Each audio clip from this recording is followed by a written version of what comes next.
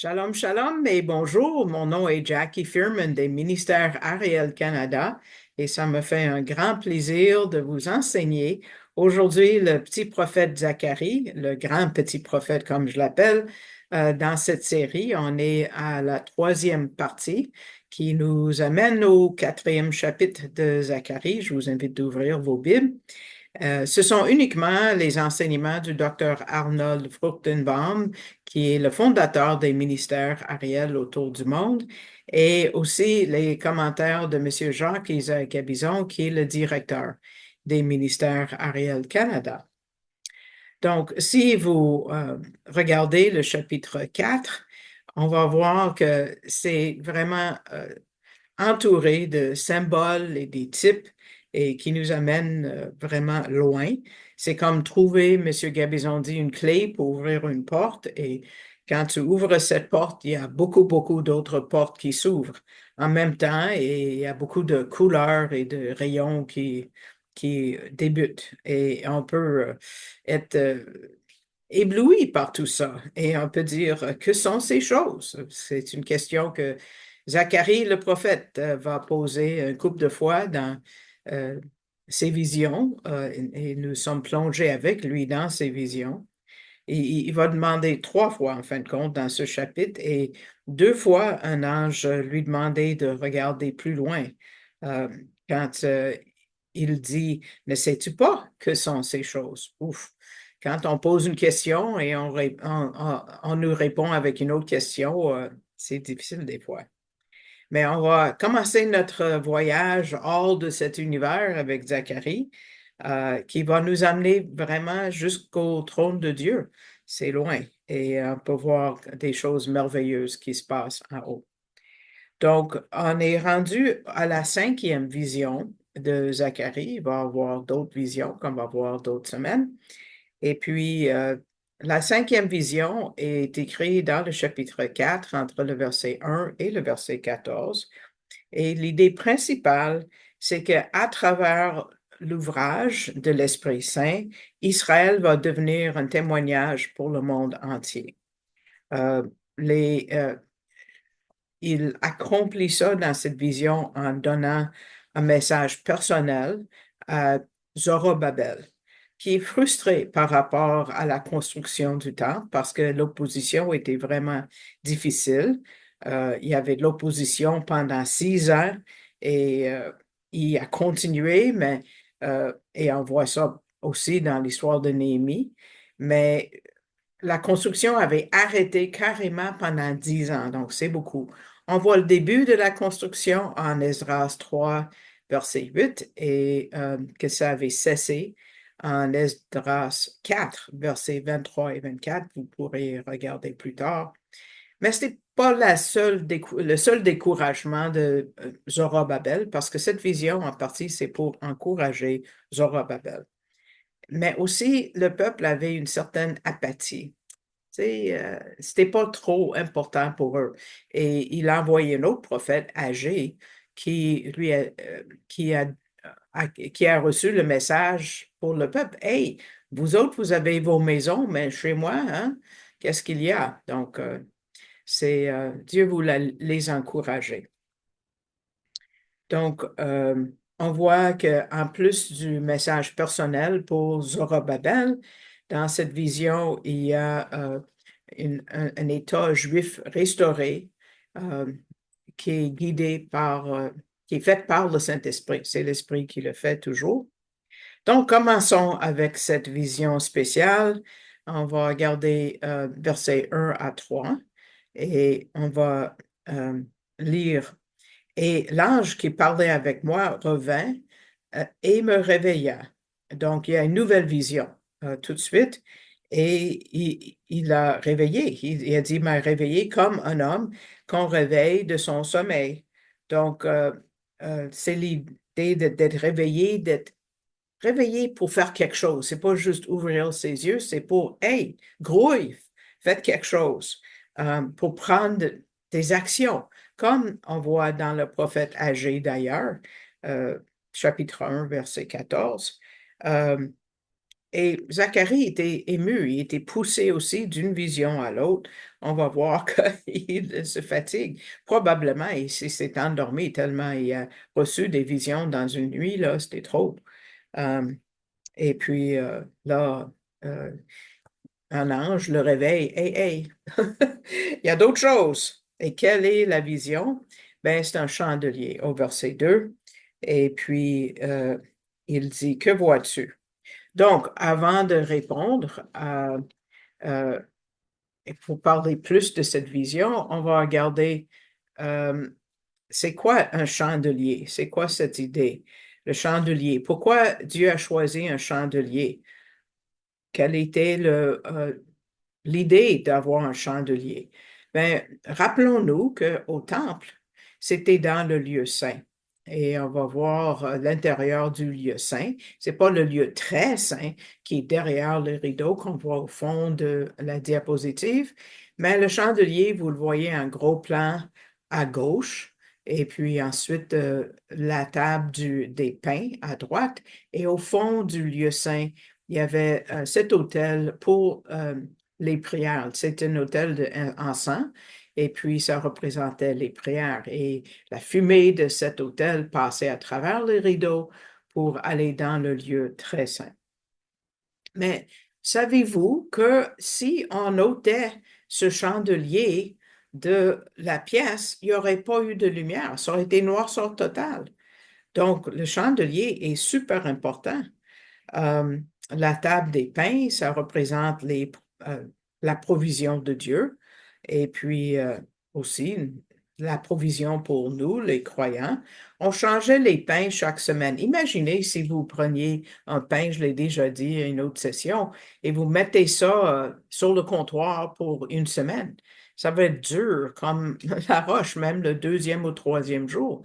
Mais imaginez que les prêtres devaient manger ces pains-là après 7 jours. Donc, c'était un miracle qui sont restés mous et comestibles. Donc, c'était un miracle hebdomadaire que ces pains soient restés, peut-être pas moisis non plus, mais en bon état et bons à manger. Donc, spécial. Et évidemment, on sait que Jésus, Yeshua, est le pain de la vie, comme il a dit lui-même. Euh, et comme j'ai dit, l'autel d'encens, ça symbolise les prières du prêtre, mais aussi nos prières aussi. Mais ça prenait le chandelier pour tout voir, parce que autrement, c'est comme un blackout, tu sais, panne électrique ou panne de chandelier, on voit absolument rien. Donc, il y avait besoin le prêtre de transporter des charbons, si vous voulez, ou du feu de l'autel de sacrifice qui est à l'extérieur de cette pièce-là, à l'autel dans la cour du tabernacle ou du temple, pour les transporter à l'autel d'encens à l'intérieur. Donc, il avait besoin de voir ce qu'il faisait. Il fallait couper les mèches. En tout cas, il y avait du travail à faire à l'intérieur. Ça prenait absolument le chandelier. Et ça donnait aussi une certaine lumière, même peut-être au lieu très saint, quoique la gloire de Dieu resplendissait d'elle-même dans le lieu très saint où le prêtre entrait une fois par année. Mais le menorah et le chandelier est devenu un symbole du service d'Israël. C'est un symbole de service tout court et aussi un symbole du service de l'Église. Vous pensez aux chandeliers qui sont mentionnés dans le livre de l'Apocalypse. Ça symbolise l'ouvrage euh, des sept églises. Donc, il y a une façon qui fait que euh, Zacharie pose la question. D'habitude, et je vais sortir mon menorah ici, euh, il y a euh, 7 branches du milieu. OK, ça c'est stylisé, je l'ai acheté en Israël. D'habitude, ça serait peut-être euh, un autre symbole où il n'y aurait pas ça dans le temple de Dieu. Mais on remplissait une coupe et cette coupe-là entrait pour alimenter les autres. OK? Donc, on ne versait pas de l'huile dans chacune des 7. coupe, non, juste au milieu. Et puis, ça alimentait les autres. La façon que c'était fait, c'est merveilleux parce que ça a été fait d'une pièce d'or. Donc, c'était magnifique. Euh, mais ce qui est spécial, c'est la façon que on va décrire ce menorah, qui est assez différent. On va le voir tantôt dans les autres versets. Mais c'est comme si l'Esprit de Dieu coule à travers chacun. Et puis, il va y avoir des conduits. Donc, continuons dans le texte. L'ange dit, que vois-tu? Et il dit, il voit un chandelier tout d'or. Et comme on sait que c'est un symbole d'Israël, on va le mettre des versets tout à l'heure pour ça, parce que en Ésaïe 62, ça dit que la justice d'Israël va paraître comme l'éclat de la lumière, mais évidemment, c'est lors du royaume messianique. Malheureusement, c'est pas maintenant. Mais c'est aussi un symbole du Messie, ce chandelier. Regardons chapitre 42, verset 6.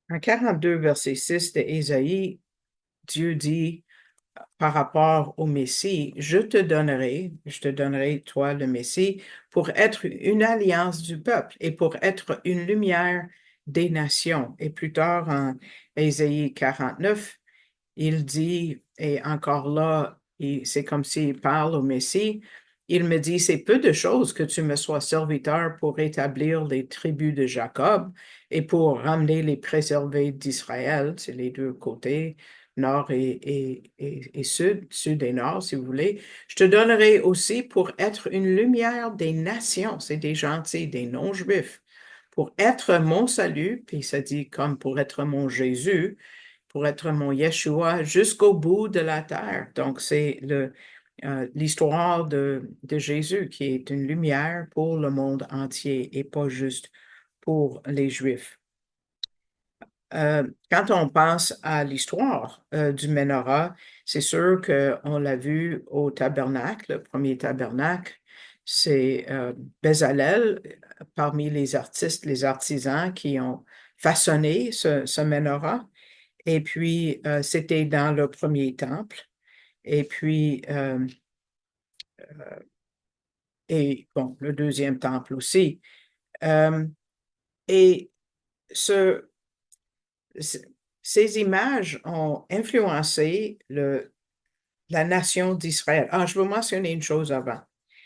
Il faut dire qu'il y a des mots qui manquent dans le verset 2 de la Darby, la Louis II, j'ai cherché dans le Martin, mais on les trouve dans la traduction araméenne, qui est le Targum, et plusieurs versions de l'anglais, en anglais long. Et aussi, c'est trouvé dans la Bible du Sommaire, que d'habitude, c'est pas la plus fiable pour des études bibliques. Ça devrait dire, il me demanda, que vois-tu? Je répondis, je vois un chandelier tout en or, muni à la partie supérieure d'un réservoir. Jusque-là, c'est la même chose. Il est surmonté de cette lampe ou de cette coupe, oui. Et là, c'est la partie qui manque dans vos traductions. Et il y a 7 conduits pour les lampes. Dr. Fruchtenbaum dit que peut-être certains traducteurs n'ont pas compris ce que c'était, donc ils l'ont ôté de leur traduction, mais c'est là, dans l'araméen et dans l'hébreu. Donc, c'est très important qu'on inclue ça. Donc, l'État d'Israël aujourd'hui prend cet emblème du menorah, si vous êtes déjà allé en Israël, et les deux branches euh, qu'on voit dans Zacharie sont traduits de chaque côté du menorah. Donc, il y a ce menorah et puis il y a deux branches, une branche de chaque côté, comme vous voyez ici. Mais l'État d'Israël, en regardant ça, vous penserez tout de suite, évidemment, au temple, n'est-ce pas? Parce que vous voyez en bas, dans les petits blocs, ça symbolise même les tribus différentes. Ça dit Israël en hébreu en bas. Mais quelles sont les branches de chaque côté? S'il y a des branches, puis aussi le menorah. Donc, qu'est-ce qu'ils disent, eux? Ils disent l'emblème officiel de l'État d'Israël est un menorah, candélabre, dont la forme serait dérivée de la moria à cette branche. C'est quoi une moria? On va voir tantôt. Une plante connue depuis l'Antiquité, donc pas du tout du temple. Les branches d'olivier de chaque côté représentent l'aspiration d'Israël à la paix. Imaginez, moi, ça m'outrage, là. Peut-être parce qu'Israël a un gouvernement séculier, n'est-ce pas? Mais de ne pas voir le menorah comme ceux qui étaient dans le temple, mais eux, ils vont dire que c'est une plante. Bien, on va voir la plante maintenant à une diapo. J'ai trouvé deux exemples sur l'Internet. La plante Moria est comme ça. Vous voyez à gauche, euh, l'exemplaire de la plante a 7 branches et à droite, il y a 9 branches. Mais c'est une plante. Et de ne pas associer euh, le chandelier avec ce que Dieu a ordonné d'avoir dans le tabernacle ou le temple, c'est, comme je dis, c'est outrageux. Euh, et ils vont dire, ah, cette plante a été trouvée sur le mont Moria. Mont Moria, c'est là où Abraham a été appelé à sacrifier Isaac, où le temple a été construit, parce que le mont Moria est devenu le mont Sion, c'est le même lieu. Donc, il attribue ça à une plante. C'est quelque chose. Euh, et quand on pense aux oliviers, on peut penser quand même à ce que la colombe avait ramené à l'arche de Noé quand la terre sèche avait commencé à apparaître. Et puis, il y a, selon une légende, donc je souligne légende, cet olivier est venu du mont des Oliviers, donc qui est en face du mont Sion, parce que c'était pas affecté par le déluge. Donc, tout ça, c'est légendaire. Quelle que soit l'origine qu'ils veulent donner à tout ça, on sait que c'est inspiré par le temple et on pense à l'élection d'Israël parce que le chandelier, c'est pour le service, vous vous rappelez. Il faut que Israël soit des prêtres, une nation sainte de prêtres, mais la prêtrise n'est pas vraiment bien vécue par Israël aujourd'hui. Donc, aujourd'hui, ils vont dire que, bon, c'est une plante. C'est quelque chose, hein? Évidemment, le chandelier est apparu, il fallait en avoir un au deuxième temple. C'est ça le temple que Zorobabel et Néhémie qu'ils construisaient. Et quand on passe à Hanouka, on a une Hanoukia, ça c'est 9 branches. Je n'ai pas pris ça pour vous montrer aujourd'hui, vous l'avez sûrement vu, ça c'est 7 branches évidemment. Et à l'an 30 après Jésus-Christ, ce qui était spécial, c'est que les rabbins disent que la flamme du milieu, comme j'ai dit, c'est celui-là qu'on allumait. C'est comme si on ne pouvait pas le garder allumé. Et c'est resté noir. Et puis, il fallait toujours rallumer. Pourquoi? Parce qu'on avait un nouveau grand prêtre. La prêtrise de Jésus a pris la place. Il est notre grand prêtre maintenant. Et depuis l'an 30 après Jésus-Christ, évidemment. Donc, Dieu voulait montrer que c'était fini. Le service de la prêtrise des Lévites. Et maintenant, on a une prêtrise de Melchizedek. Donc, c'est différent. Euh, Ensuite, c'est un symbole qu'on voit dans la diaspora. Moi, je vis au Canada et puis c'est un symbole qu'on voit à plein de places. Même j'ai des colliers qui ont un chandelier que je porte des fois. Donc, j'ai pas d'illustration à vous dire, mais il faut comme se fermer les yeux un peu et imaginer. Ça dit il y avait une coupe à son sommet et 7 lampes. Donc, c'est ce qu'on voit. Donc, c'est comme si en haut de ce chandelier, il y a une coupe. Et en bas, il y a les 7 lampes. Et il y a 7 conduits pour les lampes. Comme j'ai dit, ça, c'est une partie qui n'est pas dans vos traductions. Et puis, donc, 7 conduits pour chaque lampe. 7 fois 7, ça fait 49. Quels sont les 49 dont on parle? Ça a pris 49 ans pour reconstruire Jérusalem.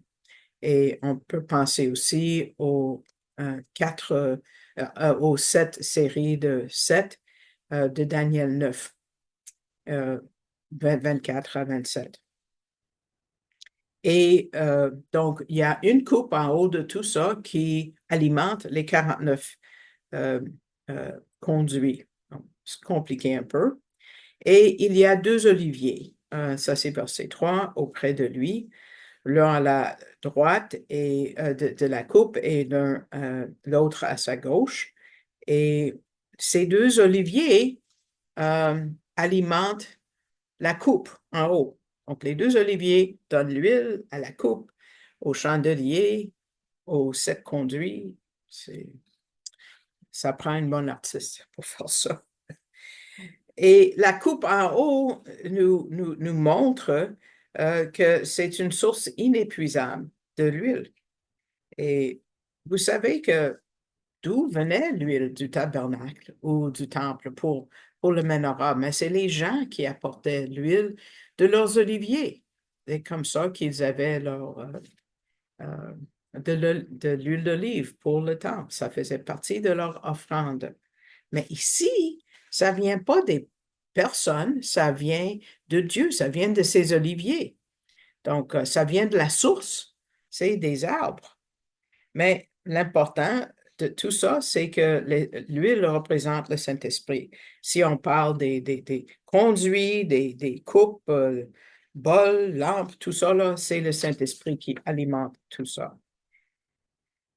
Et quel est le but de cette vision?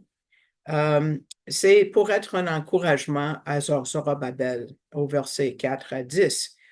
Donc, si on continue, verset 4, ça dit, « Je pris la parole et dis à l'ange qui parlait avec moi, disant, que sont ces choses, mon Seigneur? » Il n'a pas demandé ce que c'est le menorah, mais toute la vision. Qu'est-ce que ça veut dire, tout ça? Et qu'est-ce que l'ange répond? Ne sais-tu pas? Aïe, aïe. Si tu ne sais pas, c'est grave un peu. Il dit, non, non, mon Seigneur, je ne sais pas. Et puis, donc, Dieu explique que c'est Dieu qui va accomplir le plan qu'il a donné à Zorobabel au verset 6 et 7. Il me répondit et me parla disant, c'est ici la parole de l'Éternel à Zorobabel. Donc, c'est son message d'encouragement, disant, ni par force, vous connaissez ça, et peut-être vous ne saviez pas que ça vient de Zacharie, ni par force, ni par puissance, mais par mon esprit, dit l'Éternel des armées. Donc, qu'est-ce qui coule à travers toute cette vision? Pour un jeu de mots, c'est l'huile, c'est le Saint-Esprit qui va le faire. Donc, cette lampe n'est pas fournie par les efforts humains, pas du tout. C'est que le temple va être accompli par la puissance de Dieu. Et il y a une source inépuisable parce que ça vient du Saint-Esprit qui est vivant. Et Israël va être rétabli de la même façon. Et il continue avec une promesse. Il dit, « Qui es-tu, grande montagne? » Là, il y a des gens qui interprètent ça différemment, mais Dr. Fruchtenbaum m'explique. « Qui es-tu, cette grande montagne devant Zorobabel? Tu deviendras une plaine. » Donc, c'est quelqu'un qui se pense grand, qui va être mis bas. Montagne, c'est un symbole d'un royaume ou un roi ou un trône. Mais qui a essayé, qui a arrêté les efforts de la construction du temple? C'était Cambyses le 2, Cambyses, je ne sais pas si je prononce bien. Et c'est lui qui a arrêté la construction et il s'est suicidé. Donc, la montagne est devenue une plaine. Et c'est lui, quand il s'est suicidé, c'est le roi Darius qui a pris sa place et Darius va aider la construction du temple. Donc, Dieu va mettre les grandes montagnes même comme des plaines, c'est ça. Et Zorobabel va mettre la pierre en haut complètement. Ça dit, il fera sortir la pierre du faîte. F-A-I, accent circonflexe, c'était un mot que je ne connaissais pas, T-E, avec des acclamations. Donc, la pierre de la fondation, du fondement, a été mise 15 ans auparavant. Et la pierre du fait marque que c'est terminé, c'est la dernière en haut. Et puis, oui, Zorobabel a commencé, comme j'ai dit, et il va finir avec des acclamations de grâce, grâce, grâce sur elle, parce que c'est Dieu qui le fait. C'est par grâce, c'est par son esprit. Donc, Monsieur Gabizon dit, s'il y a un mot qui est vraiment biblique, c'est le mot grâce. Parce que toute l'idée, c'est quelque chose qui est donné, qui est non mérité. Quelque chose qu'on a reçu qu'on ne peut pas mériter. Quelque chose que Dieu a choisi de faire parce qu'il nous aime. Quelqu'un a dit, la grâce est tout pour rien, dans le sens qu'on n'a rien payé pour quelqu'un qui mérite rien. C'est comme si on a tout reçu sans rien payer. Et nous qui méritons rien. Il donne une illustration, puis on va terminer avec ça. La grâce est vraiment cette faveur non méritée. Monsieur Cabezon dit, si vous nourrissez un homme pauvre qui vous demande pour la nourriture, oui, c'est une faveur non méritée que vous lui donnez, mais ce n'est pas tout à fait la grâce. Mais il dit, imaginez qu'il vous dérobe, il demande tout ce que vous avez et ensuite vous le nourrissez.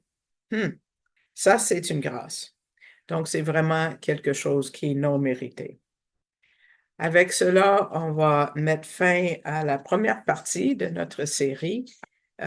Et puis, je vous dis merci de votre écoute. J'espère que ça vous a béni. Et puis, si vous écoutez en ligne, je vous demande de mettre le pouce vers le haut. Ça augmente notre visibilité. Et puis, si vous aimez la série et vous aimeriez savoir quand est-ce qu'il y a des nouvelles éditions qui sont téléchargées, vous pouvez vous souscrire. Et il y en a 200, j'ai oublié combien, qui sont souscrits présentement.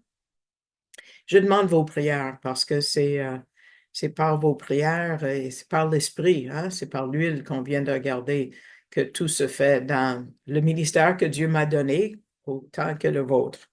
Et puis, je veux dire un grand merci à tous ceux qui envoient du soutien, soit ponctuel, une base ponctuelle ou régulièrement, pour m'aider, parce que c'est la seule façon par laquelle je vis, c'est par les dons qui viennent des individus comme vous ou des églises comme la vôtre. Et puis, si vous voulez faire un don et vous ne savez pas comment faire, vous pouvez aller dans votre moteur de recherche comme Google ou Firefox ou autre chose et vous tapez arielcanada.ca et puis ça va vous amener à une page Ariel Ministries Canada.